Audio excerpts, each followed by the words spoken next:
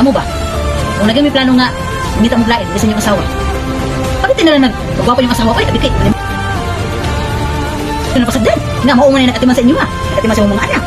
Nag-alaga sa inyo ha. Mausawa na. Kahit pa na ka ng magwapa ba, ka ng paglaskin sa nawong para hamis, na flawless ang skin, na magwapa rin nga sa palitin ko na nindot ng mga sanina, para gwapa, di na kay, gwapa mo yung asawa ko inyo ginang atiman nun, pwede kay, yung asawa siguro atiman sa inyo ha. Yung na pa yung mga anak ni ang asawa, palos kaya na gina, di kaya na nasa balay, nasa balay, magatiman sa anak, kung sa imo ha, na.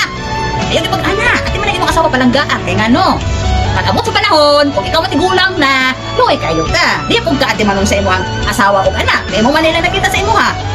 Imo gid na silang palanggaon yung asawa. Di kay ito ka sa gawas, makakita ka gwapa, kay sexy, hamis, gwapo o body. Nya, gasto din ka dito.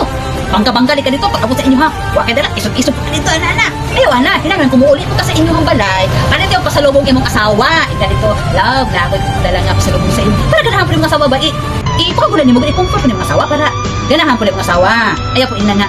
Dahil kayo mo binakasawa no, sa tinuod lang. O, pwede yun nga, forever, good mo. Nagpakasagod mo. So, love din yung isa't isa.